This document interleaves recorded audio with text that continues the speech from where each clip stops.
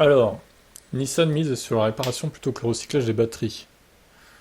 C'est dans l'usine de Nami à Fukushima. Tiens donc, ville connue. Pour avoir été dévastée par un tsunami en 2011. Catastrophe nucléaire, etc. Dans ces locaux, des centaines d'ouvriers travaillent au recyclage des vieilles batteries, notamment celles utilisées par les premiers modèles des Leaf, il y a 13 ans. Ces véhicules commencent à atteindre la fin de leur durée de vie. Il est temps pour Nissan d'aller au bout du processus de la transition écologique promis. Pour cela, il est nécessaire de recycler les batteries utilisées par les VE pour éviter qu'elles ne soient mises en décharge où elles risquent de libérer des toxines. D'autres constructeurs comme Tesla ou BYD font le choix de fondre des vieilles batteries pour en extraire les métaux. C'est en réalité un processus qui peut s'avérer dangereux.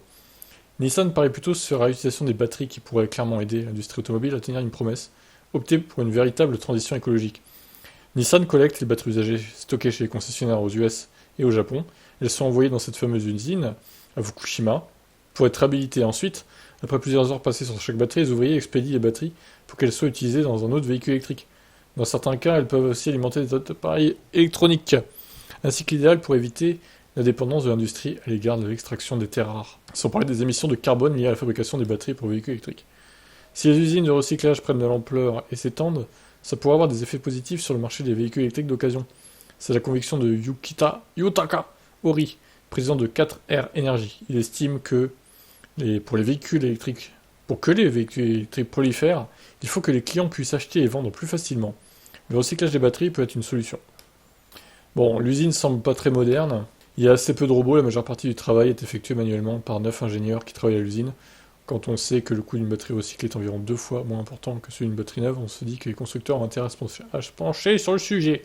Ce qui distingue Nissan des autres fabricants de véhicules électriques, c'est donc que sa filiale 4R Energy se concentre sur la distillation des batteries. Cette technique consiste à remplacer les cellules détériorées par des cellules saines afin de prolonger la durée de vie d'une batterie. Ouais, alors en admettant que d'autres cellules qui aient été décrétées comme saines se détériorent pas juste après en fait.